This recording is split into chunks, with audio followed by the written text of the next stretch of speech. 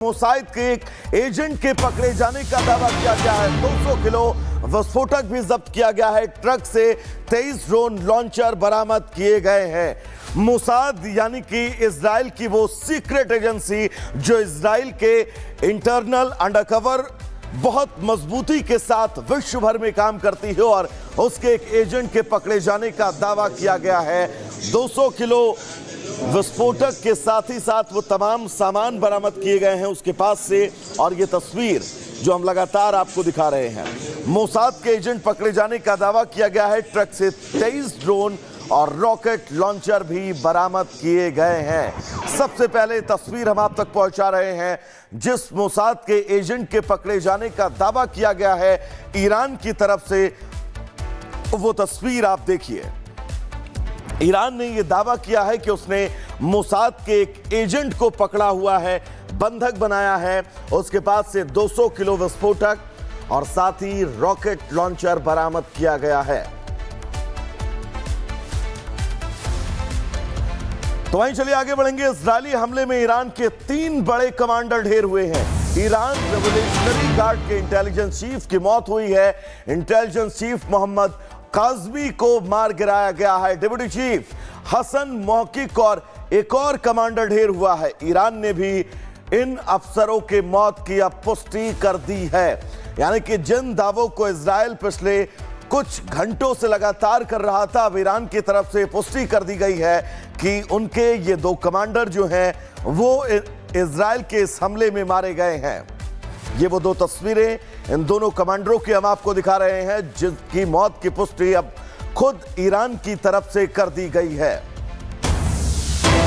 तो इस पुष्टि और इन तस्वीरों के बीच इजरायली डिफेंस फोर्स ने बड़ा दावा किया है। ईरान के बुनियादी ढांचे को खत्म कर दिया है, ईरान के हथियार बनाने की क्षमता को भी नष्ट कर दिया है। यह बहुत बड़ा दावा इजराइल की तरफ से किया गया है। ईरान के कई सैन्य ठिकाने बर्बाद कर दिए हैं। तो तेहरान और तेहरान के साथ ही वो तमाम इलाके जहां पर ईरान के सैन्य ठिकाने हैं, परमाणु ठिकाने हैं, ईरान का शस्त्र भंडारण है, उन तमाम इलाकों को इजराइल ने दावा किया है कि उन्होंने पूरी तरह से बर्बाद कर दिया है।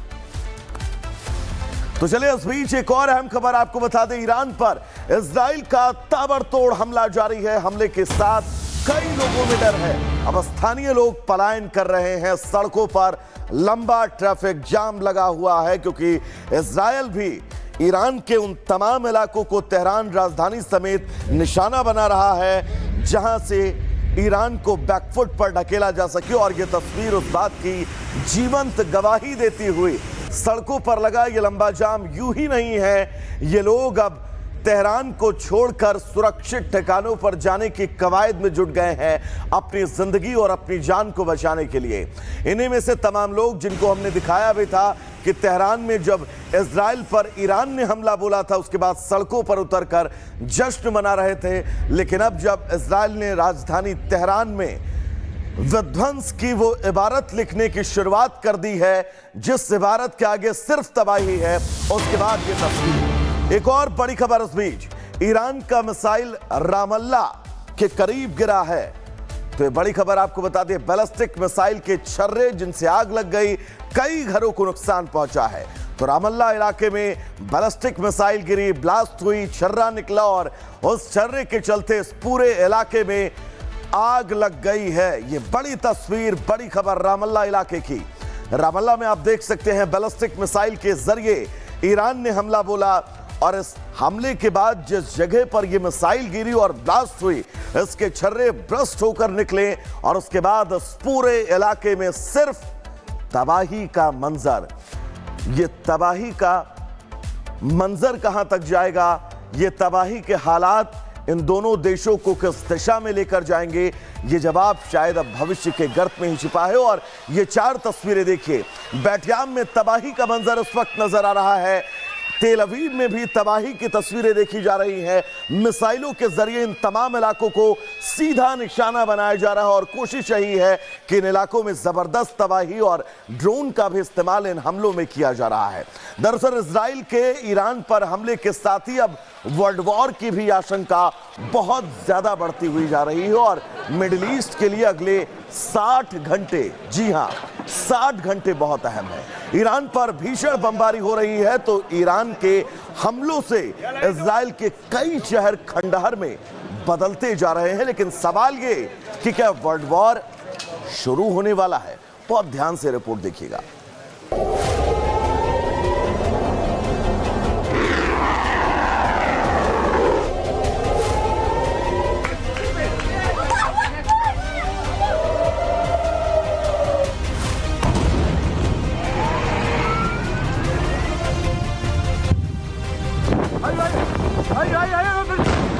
से ज्यादा रॉकेट, 22 मिसाइलें, 150 ठिकाने, 138 मौत, 14 न्यूक्लियर साइंटिस्ट, 20 से ज्यादा कमांडर्स, 350 से ज्यादा घायल। यह इजराइल का ऑपरेशन राइजिंग लायन है जिसने ईरान को सबसे बड़ी चोट दी और ईरान के 9 वैज्ञानिक, 20 कमांडर ढेर कर दिए। परमाणु शक्ति बनने की कोशिश में लगे ईरान ने परमाणु वैज्ञानिकों को ही खो दिया। जंग शुरू हुई तो ईरान ने पलटवार किया और नाम दिया ट्रू प्रॉमिस 3। 150 बैलिस्टिक मिसाइल, 13 मौत, 7 सैनिक गंभीर, 300 से ज्यादा घायल, 3 F-35 गिराने का दावा। यह ईरान का इजराइल पर पलटवार था। इजराइल ने ईरान के कमांडर और परमाणु ठिकानों को निशाना बनाया तो ईरान ने उनके शहरों पर ही तबाही बरसाना शुरू कर दिया। ईरान के हमले में कई इमारतें तबाह हो गई, शहर खंडर लगने लगे। आज एक दूसरे के दुश्मन बने इजराइल और ईरान कभी दोस्त थे। जब इजराइल का नए राष्ट्र के रूप में जन्म हुआ था तो ईरान उसे मान्यता देने वाला दूसरा देश था, लेकिन अब दोनों एक दूसरे के जानी दुश्मन हैं और यह लड़ाई है परमाणु ताकत की। इजराइल का आरोप है कि इजराइल चारों तरफ से मुस्लिम देशों से घिरा है। ईरान लड़ाकों से इजराइल पर हमला करवाता है। ईरान के पास 9 परमाणु बम बनाने का प्लूटोनियम है। न्यूक्लियर पावर बनना इजराइल के लिए खतरा है। इजराइल नहीं चाहता कि ईरान परमाणु शक्ति बने। ईरान के परमाणु ठिकानों को निशाना बनाया गया। किसी भी तरह का बम अगर ईरान बनाता है तो वो सिर्फ और सिर्फ इजराइल के विरुद्ध इस्तेमाल किया जाएगा और उसको इस्तेमाल करने में कहीं पर भी ईरान देर नहीं लगाएगा। ये एक अपने आप में सबसे बड़ी थ्रेट है इजराइल के लिए।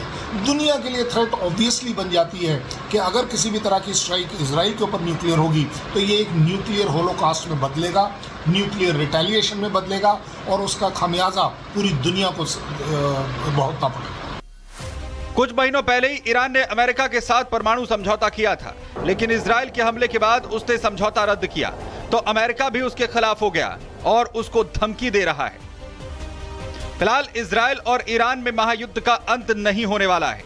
इजराइल में तबाह होते शहर और बिल्डिंग तो ईरान में तबाही का मंजर इसे तीसरे विश्व युद्ध की ओर ले जाता दिख रहा है। Bureau report, Republic Bharat.